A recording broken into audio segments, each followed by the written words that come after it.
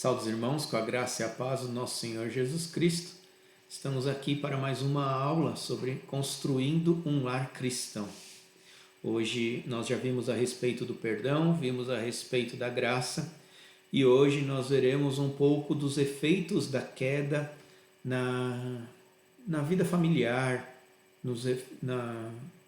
e suas consequências para a vida cristã. Então, vamos dar início à nossa aula. Princípio. A plenitude do Espírito Santo manifesta-se no lar, revertendo os efeitos da queda. Então, sem a ação do Espírito Santo, nós continuamos sendo quem nós somos, continuamos no pecado. Mas, pela graça de Deus, o Espírito Santo é capaz de reverter todo este problema que o pecado nos trouxe. E é isso que nós vamos falar um pouco, como nós vamos falar a respeito dos efeitos da queda. É bom ter em mente que o Espírito Santo manifesta-se no nosso lar, revertendo os efeitos da queda. Vamos dar então uma olhada nos objetivos da nossa aula.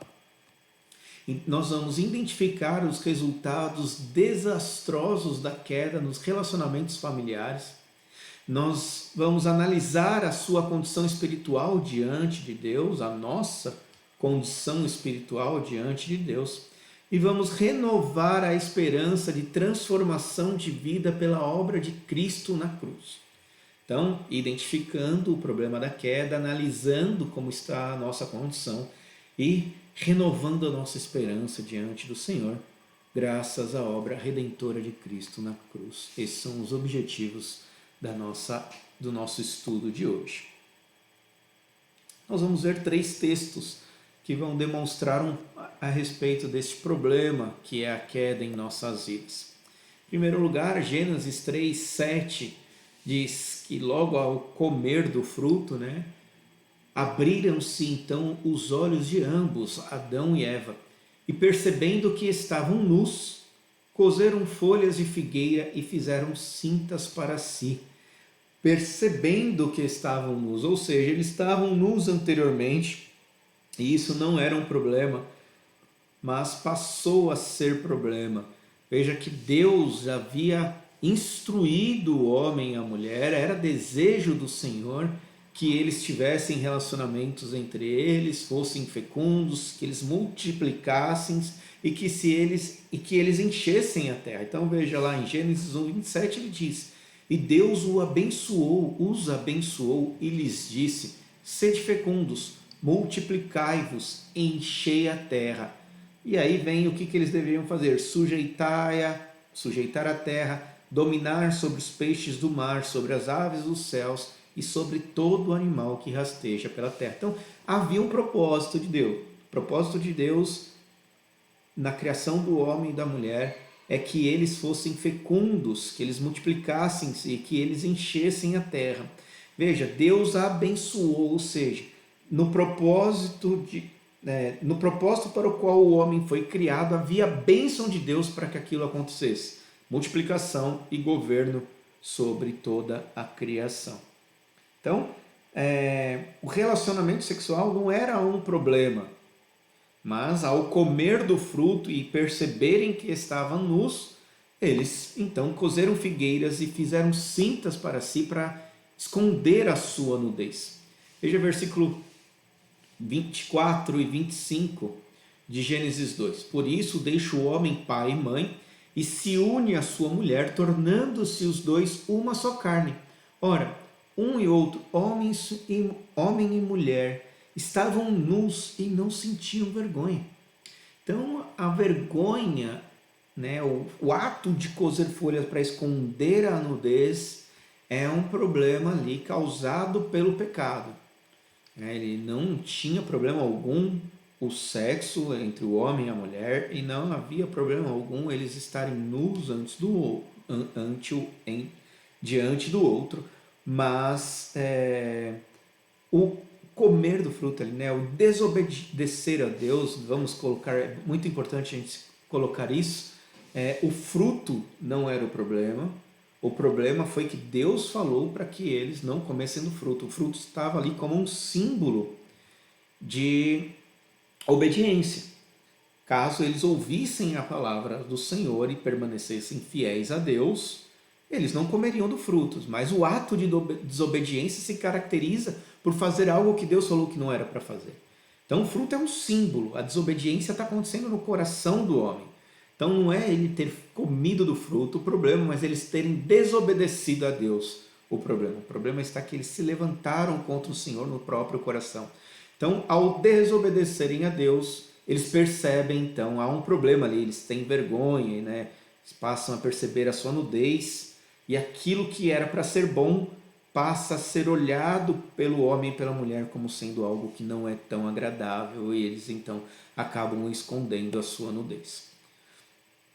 Quais foram então os resultados da queda? A inocência, a transparência e a intimidade foram atingidas pelo pecado. Hoje, a nudez cada vez maior e mais comum, né, isso já se tornando algo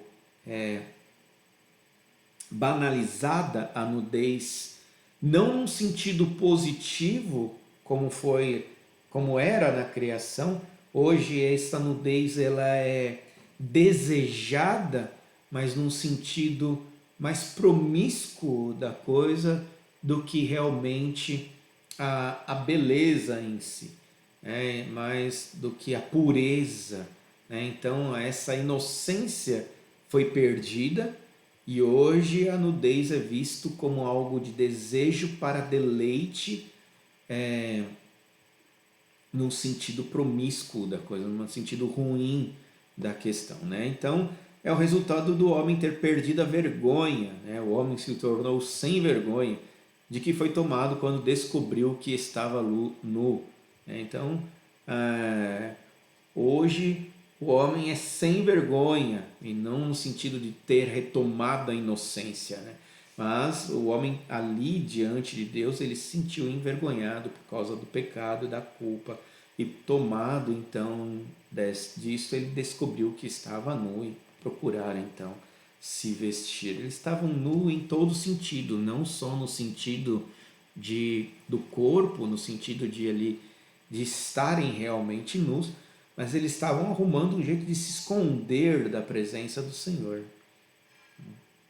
Veja, versículo 8 a 11. Quando ouviram a voz do Senhor Deus que andava no jardim, pela viração do dia, Deus, então, no final do dia, ele ia andar pelo jardim, ver como estavam as coisas.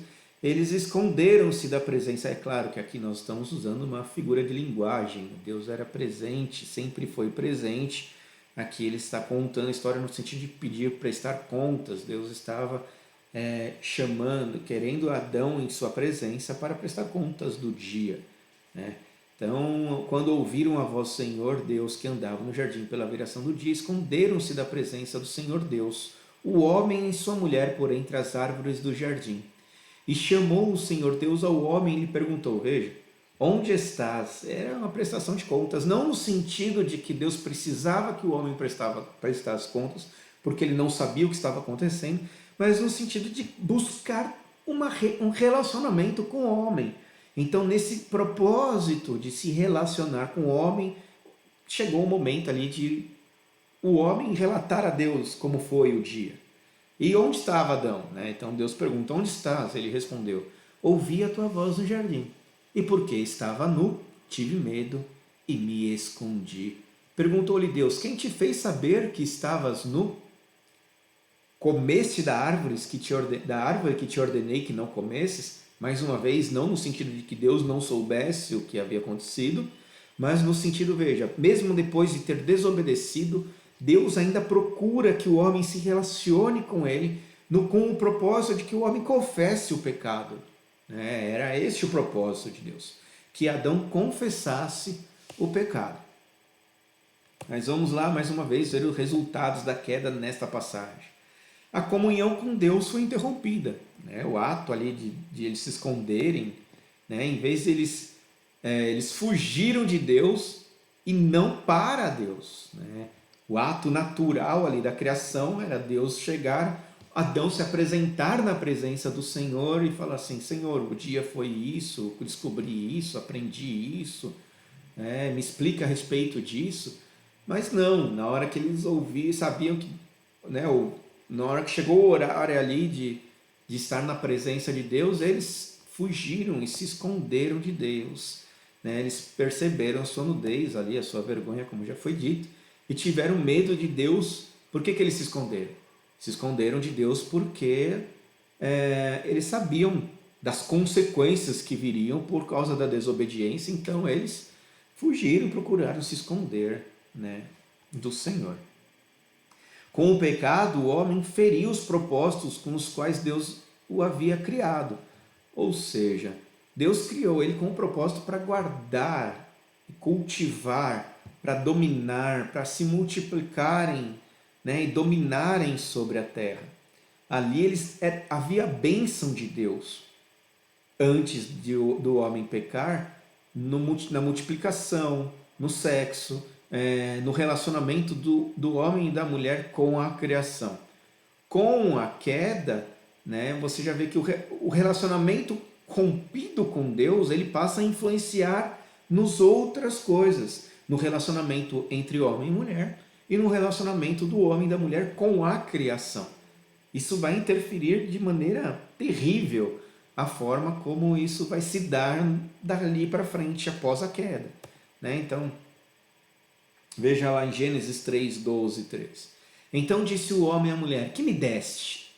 Disse o homem, né, ao Senhor, na hora que Deus pergunta, comestes do fruto da árvore que eu falei que não era para comer? Então o homem responde a Deus, a mulher que me deste por esposa, ela me deu da árvore e eu comi. Disse o Senhor Deus à mulher, que é isso que fizeste? Respondeu a mulher, a serpente me enganou e eu comi. Percebe a alteração ali? O homem deveria buscar Deus na hora que o Deus aparecesse, ele falar, então, como eu disse, né? Falar a respeito do que ele viu, falar a respeito do que ele descobriu, falar e perguntar a respeito de coisas que ele não havia entendido. Mas quando Deus questiona, eles então já procuram se justificar, né? Olha lá, é diferente do que estava lá em Gênesis 2, 18 e 24. Disse mais o Senhor Deus, não é bom que o homem esteja só, far-lhe-ei uma auxiliadora que lhe seja idônea. Veja, o relacionamento entre o homem e a mulher, que era para ser complementar, ali era muito curioso nós observarmos esta passagem, porque ele vai nos explicar muito do relacionamento do homem e da mulher. Porque quando Deus diz aqui assim, disse mais o Senhor Deus, não é bom que o homem esteja só, esse disse o Senhor Deus, é uma fórmula que nós vamos acompanhar desde toda a criação.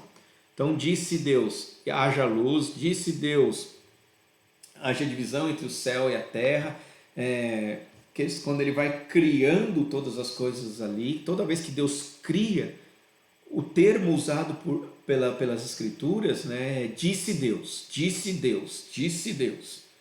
E aqui, veja, disse mais o Senhor Deus. Após ter criado todas as coisas, disse mais o Senhor Deus. Então, é uma fórmula para a criação. Quando Deus diz aqui, não é bom que o homem esteja só, Deus está criando no coração do homem a necessidade de uma esposa, a necessidade de uma auxiliadora, a necessidade para que o homem esteja completo. Então, a necessidade que tem alguém com ele. Nós vamos lá mais à frente nos estudos, em outra aula, nós vamos perceber que algumas poucas pessoas, Deus fez eunucos, no sentido de que não precise de um auxiliar. Mas isso é uma exceção, não é a regra. A regra é de que todo homem, então, que todo homem e mulher precise um do outro, no sentido de complementar, de se far-lhe-ei uma auxiliadora que lhe seja idônea, no sentido de complementação mesmo, de fazer com que o homem seja um todo somente quando existia uma mulher. Então, foi assim que Deus criou o homem e mulher. Né? Criou o homem, criou a necessidade no coração dele de que tenha alguém para ser completo. Então ele cria a mulher para complementar o homem, cria a mulher do próprio Adão, né? Da costela de Adão ele cria a mulher, o homem ele cria da terra. e a mulher ele cria da costela de Adão para complementar, para mostrar que justamente dele ela provém para ele. E quando há a queda, em vez de haver complementariedade, o que há uma exclusão. O homem usa, né, da figura da mulher para se justificar. Então, quando Deus pergunta para ele, a autojustificação dele é: não, foi a mulher que me deste. Quando ele pergunta então para a mulher, né, o que é isso que fizeste, a mulher, se justificando, aponta para a serpente, né? A serpente me enganou e eu comi. Então, aí mais um pouco dos efeitos do pecado. Veja lá, em Gênesis 24. Por isso deixa o homem pai e mãe e se une à sua mulher, tornando-se os dois uma só carne. Era para os dois, então, se unirem, né, complementando um ao outro, tornando-se uma só carne. Pois os dois separados, eles estão incompletos, eles passam a ser uma só carne quando estão juntos. E a queda veio destruir isso, né? Veio então trazer um problema, desfigurar aquilo que Deus criou. Quais foram os resultados imediatos quando isso aconteceu? A perfeita complementação, o auxílio idôneo, foi perdida. A intimidade, a união e a amizade não serão mais como Deus criou. Competição, conflito e culpa passa a ser o padrão existente entre homem e mulher. Isso passa a ser competição, conflito e culpa. Isso você vê dentro do casamento, que era para ser algo que complementasse e houvesse prazer um no outro e auxílio mútuo, quebrou-se, distorceu-se, né? E o que nós vemos é competição, conflito e culpa, né, no relacionamento entre homem e mulher. Ninguém assume as responsabilidades pelos erros e ainda culpam Deus pelo resultado, né? Quando Adão fala assim, foi a mulher que tu me deste, de maneira implícita ali, Adão está falando não jogando a culpa para a mulher, mas jogando a culpa para Deus. Ele aponta para a mulher, mas a culpa foi Deus. Se Deus não tivesse dado a mulher, ele não teria pecado, é isso que ele está falando. Mas o que Deus criou é bom. O pecado que está distorcendo na mente dele, as consequências. Veja, o pecado naturalmente, então, além de fazer olhar para o outro como um problema, faz com que a gente culpe a Deus. Eu sou santo, eu sou perfeito, eu não tenho problema algum. Se não fossem as pessoas ao meu redor, eu não estaria pecando. E se o Senhor não tivesse colocado essas pessoas do meu lado, eu seria perfeito. Então a culpa é sua, Deus. É assim que Adão está tratando e é assim que nós tratamos consequência do pecado, como consequência do pecado. Ninguém mais assume a responsabilidade pelos seus erros e ainda culpa Deus pelo resultado.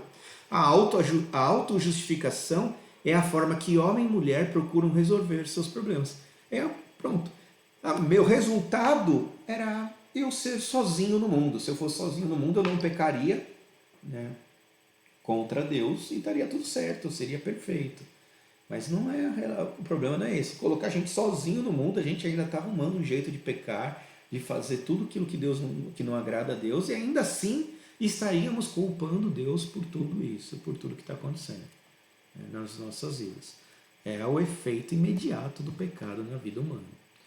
Agora vamos ver na vida familiar como isso se relaciona, como os efeitos na vida familiar. Veja Gênesis 3:16, só a primeira parte do G6. E a mulher disse: multiplicarei sobremodo os sofrimentos da tua gravidez, em meio a dores dará filhos. Essas palavras, né, multiplicarei sobremodo o sofrimento na tua gravidez, né, aqui a palavra gravidez é concepção, o que pode nos dar a entender, de uma certa maneira, não a gestação em si ou o parto em si, mas toda a parte da criação do filho. A parte em que o filho ainda está sobre os cuidados diretos dos pais ali, da mãe. Então, da tua gravidez, a gente pode entender que há uma extensão aí. E em meio a dores dará a luz, a dores aqui também é um termo geral. A gente pode perceber tanto como uma questão física como uma questão sentimental. Então, olha lá, os resultados em relação à criação de filhos. Por isso, o processo de toda a criação de filhos seria doloroso, toda a criação, do começo ao fim, tanto da parte da gestação como um todo, a parte do parto e até então o desprendimento do filho, né? O momento em que o filho casa e tem suas filhas, e a gente sabe, né? Quem tem filhos casados aí sabe que a nossa preocupação, tanto física como espiritual ali, o nosso sofrimento espiritual, sentimental, né? Ele se estende mesmo depois que os filhos estão casados, né? Então as dores podem ser físicas ou emocionais até o final da vida, né? E veja lá, Adão, como consequência imediata, logo depois, a Bíblia nos conta, já em Gênesis 4, após falar da queda, em Gênesis 4 ele já mostra como esse pecado se estendeu na vida dos filhos e como Adão e Eva já sofreram por causa disso, pois eles perderam seus 2 primeiros filhos no mesmo dia, lá em Gênesis 4, de 1 a 16. Então, já mostrando aí como seria a criação de filhos. Agora veja a parte B desse versículo 16. O desejo será para o teu marido e ele te governará. Vamos falar um pouco sobre essas duas palavras também. Desejo e governará. Em lugar de ser, em lugar da mulher, né, ser uma auxiliadora idônea, a mulher tentaria dominar, sobrepujar e competir com o marido. Por isso a palavra aqui desejo não está se referindo a desejo sexual da mulher seria para o marido, né? Aqui na queda, aqui, o desejo muda, né? Aqui o que Deus está falando é consequência do pecado. Aqui. Em lugar de ser auxiliadora idônea, a mulher tentaria dominar, sobrepujar e competir com o marido. E a gente vê hoje assim, em vez de complementarem-se, haveria competição e conflito familiar.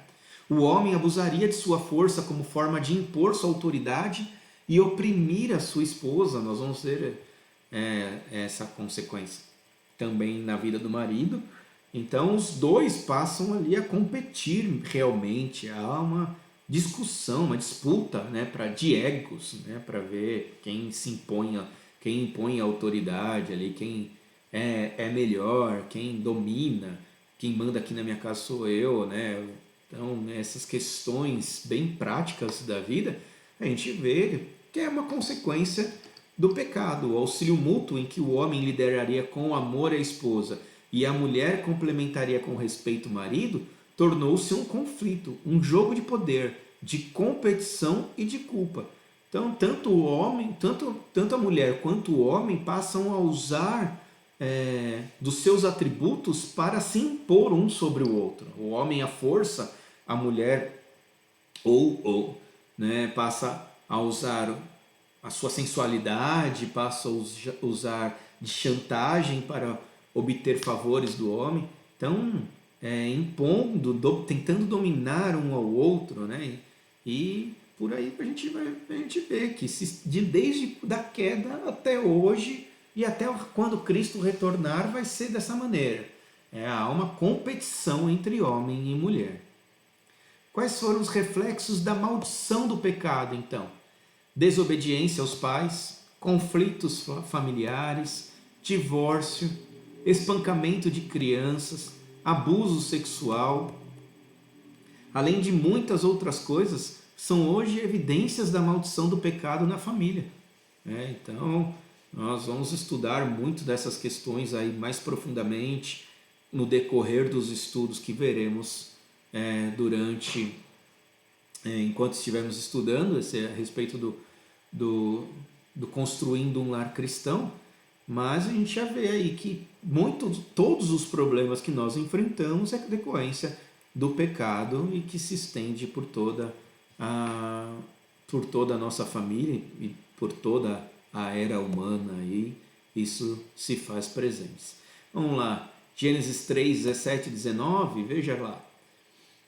E a Adão disse, né? Ele falou a mulher, e agora vamos ver o que ele disse. Deus disse para Adão: visto que atendeste a voz de tua mulher e comestes da árvore que ordenara não comesses, maldita é a terra por tua causa. Em fadigas obterás dela sustento durante os dias de tua vida. Ela produzirá também cardos e abrolhos, e tu comerás a erva do campo. No suor do rosto comerás o teu pão, até que tornes a terra, pois dela fostes formado, porque tu és pó, e ao pó tornarás. Olha, compare com Gênesis 2,15. Tomou, pois, o Senhor Deus ao homem e o colocou no jardim do Éden para o cultivar e o guardar. Veja, o homem ia trabalhar a terra, né? Cultivar é trabalhar a terra, né? A questão de cultura, nós somos responsáveis pela cultura, né? E guardar e proteger a terra. Então, temos um relacionamento de cultivar a terra, né? O jardim, e guardar o jardim. Mas por causa do pecado, olha lá em cima o resultado: maldita é a terra por tua causa. Vamos ver quais são os efeitos disso? Reflexos na vida do marido. O homem, em vez de trabalhar junto com a terra, guardar e cultivar, agora luta contra ela, tentando impor seu senhorio. Então, ele é uma questão de ego, querer se mostrar como ele domina a terra, e não trabalhar junto com a criação, com a terra ali, né, no sentido de preservá-la e de fazer ela melhor, né, de transformá-la, de cultivar, de fazer, tirar, extrair dela coisas úteis, né? Então, em vez do homem extrair delas coisas úteis e proteger e preservar a terra, agora ele luta contra ela, tentando impor seu senhorio.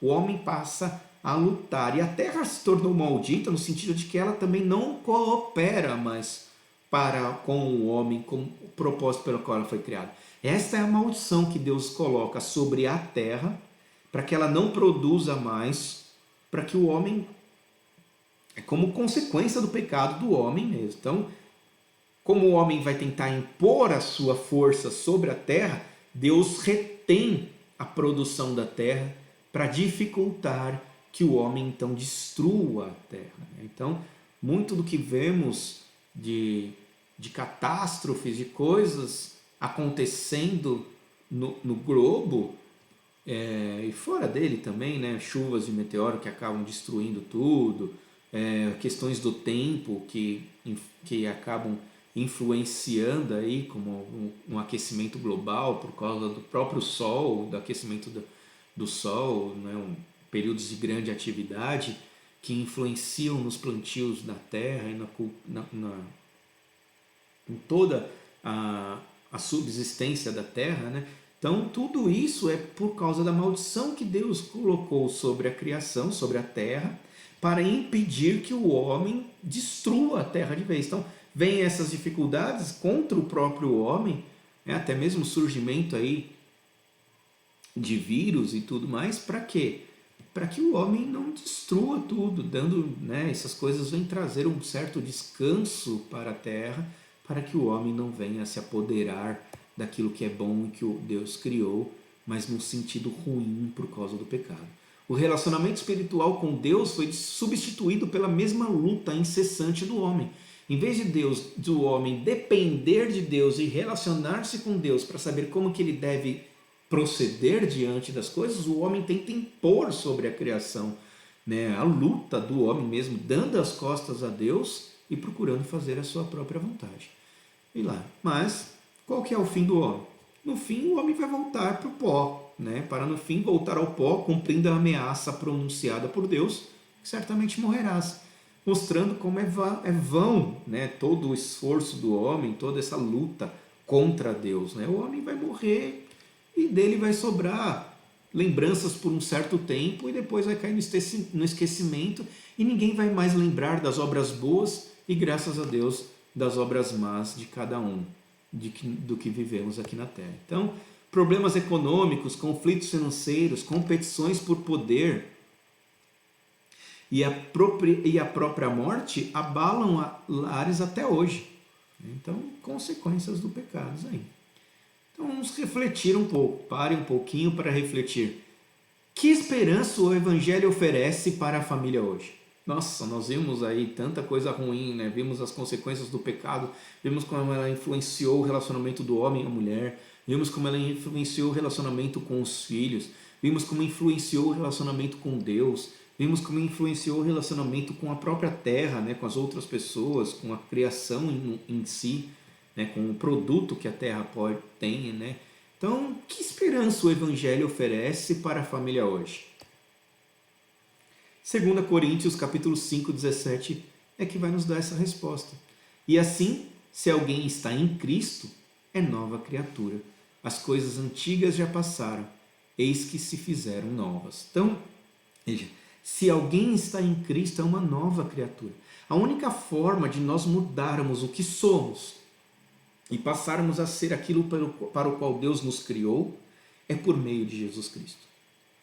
Tentar pela ciência, tentar pelo autoconhecimento, tentar pela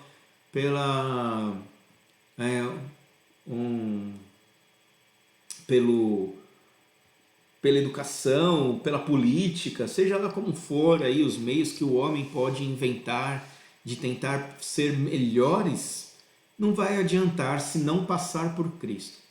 Então, até aquelas filosofias, né, existentes, né, um autoconhecimento pode ajudar você, pode ajudar você a se tornar uma pessoa mais egoísta, mais focada em você mesmo. Cada vez mais você vai se afastar dos outros, porque você vai passar a olhar para você como uma pessoa melhor do que os outros, né? Você vai passar a ver só mal nos outros, e você tá como você está sempre fazendo uma viagem interior, você vai estar sempre tentando se melhorar. Nunca você vai olhar para as outras pessoas como uma pessoa boa. Mas a partir do momento em que eu procuro conhecer a Cristo, eu passo a me conhecer melhor, porque eu tenho um referencial de verdade que é Jesus Cristo, do qual eu posso olhar para ele, ver, e quando eu faço essa análise de mim mesmo, eu passo a perceber o quão mal eu sou, quanto o pecado destruiu a minha imagem, assim como destruiu todos ao meu redor. E então eu posso pedir perdão a Deus, posso me arrepender dos meus pecados e passar por uma transformação de vida por meio de Cristo. E quando eu olho para as outras pessoas, eu não me julgo mais melhor do que as outras pessoas, porque quando eu vejo o pecado delas, eu vejo que o pecado delas é o mesmo pecado que eu também cometo contra Deus. E ao perceber que Cristo é a solução para o meu pecado, eu passo a querer apresentar Cristo para outra pessoa, para que ela também possa se arrepender dos seus pecados. Então veja como uma relação de amor por meio de Cristo é possível. Agora, quando eu faço isso sem Cristo, eu tendo a me afastar de todas as pessoas. Porque tudo que os outros fazem, eu nunca vou estar satisfeito com o que as pessoas estão fazendo, e em vez de tentar me aproximar delas, eu vou querer me excluir, me afastar cada vez mais, me isolar cada vez mais do mundo, porque esse mundo é ruim.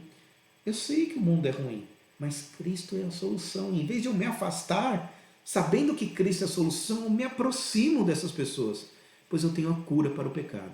E a cura para o pecado é Jesus Cristo. Então, a esperança, não uma esperança, a esperança. A esperança para o pecado é Cristo.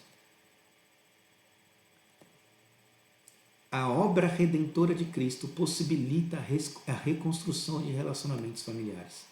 Embora algumas consequências possam permanecer, mesmo depois de nós aceitarmos a Cristo, Deus oferece a nós uma nova vida em Cristo. Como a queda distorceu a imagem de Deus na família, a restauração em Cristo ela é capaz de reverter o quadro ideal para o ideal bíblico, pois eu tenho um referencial de como deveria ser. Qual que é o referencial? Cristo.